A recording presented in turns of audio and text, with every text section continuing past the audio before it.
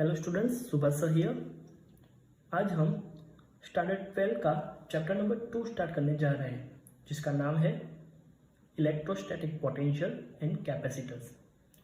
सबसे पहले तो इस चैप्टर का बेस समझ लेते हैं। जैसे कि हम chapter number 1 electric charges and fields में पढ़ चुके हैं कि कोई भी चार्ज उसके आसपास इलेक्ट्रिक फील्ड जनरेट करता है। हमने ये भी पढ़ा कि अगर इस इलेक्ट्रिक फील्ड में कोई टेस्ट चार्ज रखा जाए तो उस चार्ज के ऊपर इलेक्ट्रिक फील्ड की वजह से फोर्स लगता है।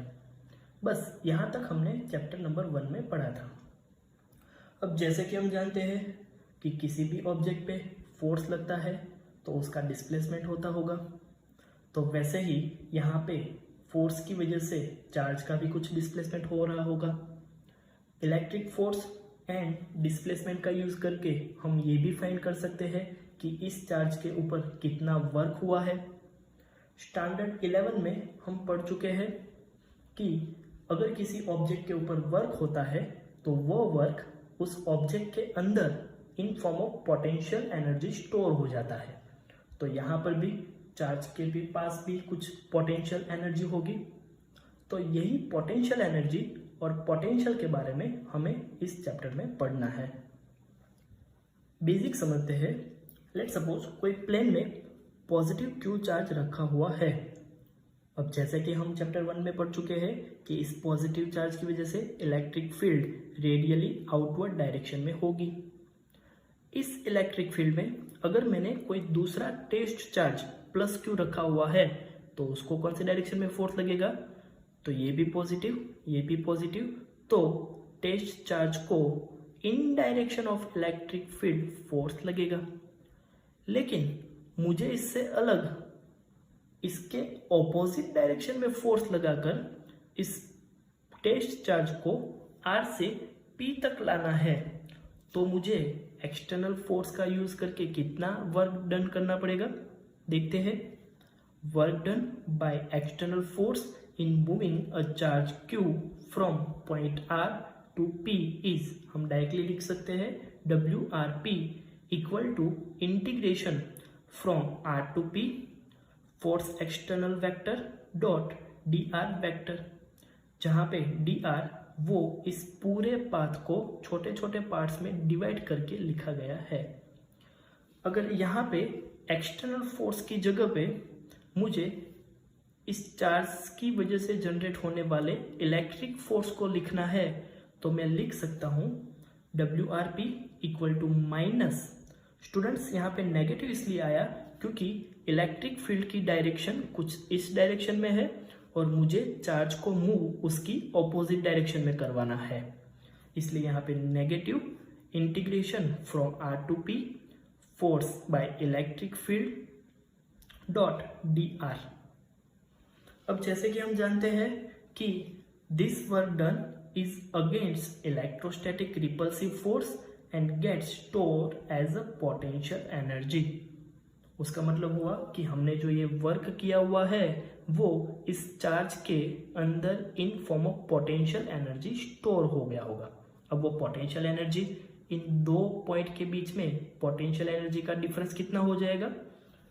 This work done increase its potential energy by an amount equal to potential energy difference between point R and P. Let's suppose R पे अगर इस चार्ज की पोटेंशियल एनर्जी UR है, P पे अगर इसकी पोटेंशियल एनर्जी UP हो गई, सो R से P तक आने वक्त उसमें पोटेंशियल एनर्जी में कितना चेंज हुआ? तो वो हो जाएगा delta U equal to UP minus UR। और वो क्या है? यहाँ पे एक्स्ट्रा एनर्जी कहाँ से आई? तो वो हमने उसके ऊपर वर्क किया हुआ है बाय एक्सटर्नल फोर्स, वही उसमें ऐड की होगी।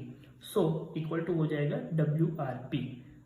तो उसका मीनिंग क्या हुआ कि R पे जो पोटेंशियल एनर्जी थी उसमें R से P तक चार्ज को ले जाने के लिए जितना वर्क किया वो ऐड कर दिए, तो P पॉइंट पे हमें पोटेंशियल एनर्जी मिल सकती है।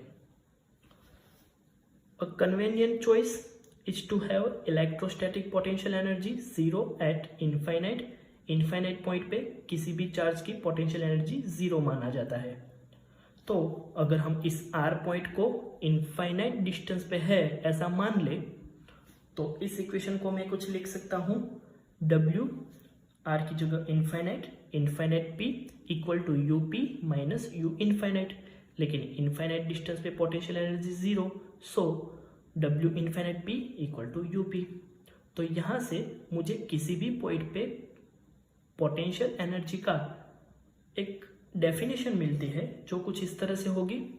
Potential energy of charge Q at point is work done by the external force in bringing the charge Q from infinite to that point. मतलब किसी भी पॉइंट पे पोटेंशियल एनर्जी मतलब क्या कि किसी भी चार्ज को इनफाइनाइट डिस्टेंस से गिवन पॉइंट पे लाने के लिए इलेक्ट्रिक फील्ड में अगेंस्ट जो एक्सटर्नल फोर्स का यूज करके जो वर्क किया जाता है वही उसकी पोटेंशियल एनर्जी हो जाएगी। अब हम पोटेंशियल डिफरेंस के बारे में समझते हैं कि पोटेंशियल डिफरेंस। लेट सपोज कोई सोर्स चार्ज प्लस Q मैंने रखा हुआ है। इस सोर्स चार्ज की वजह से electric field radially outward direction में होगी। इस इलेक्ट्रिक फील्ड में किसी ए पॉइंट पे रखा हुआ टेस्ट चार्ज Q नॉट, उसको मुझे अगर ए से बी तक लाना है और इस दो पॉइंट के बीच का पोटेंशियल डिफरेंस फाइंड करना है, तो इस दो पॉइंट के बीच का पोटेंशियल डिफरेंस क्या होगा? तो उसका डेफिनेशन है amount of work done in bringing a unit positive charge from one point two other point against the electrostatic force. मतलब यूनिट पॉजिटिव चार्ज को एक पॉइंट से दूसरे पॉइंट पे इलेक्ट्रिक फोर्स से ऑपोजिट डायरेक्शन में जो वर्क करना पड़ रहा है उसको इस दो पॉइंट के बीच का पोटेंशियल डिफरेंस बोल सकते हैं। मतलब इस दो पॉइंट के बीच का पोटेंशियल डिफरेंस अगर उसको मैं V से डिनोट करूं तो वो हो जाएगा potential at final point VB minus potential at initial point VA equal to, जैसे कि यहाँ पे डेफिनेशन में लिखा था, टेस्ट चार्ज को A से B तक लाने के लिए जो वर्क हो रहा है वो WAB divide by test charge Q note.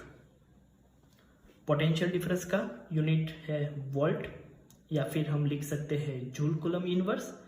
एक और उसका यूनिट है newton metre coulomb inverse. Potential difference and potential is scalar quantity. उसका डायमेंशनल फॉर्मूला है m1 l2 t-3 a-1।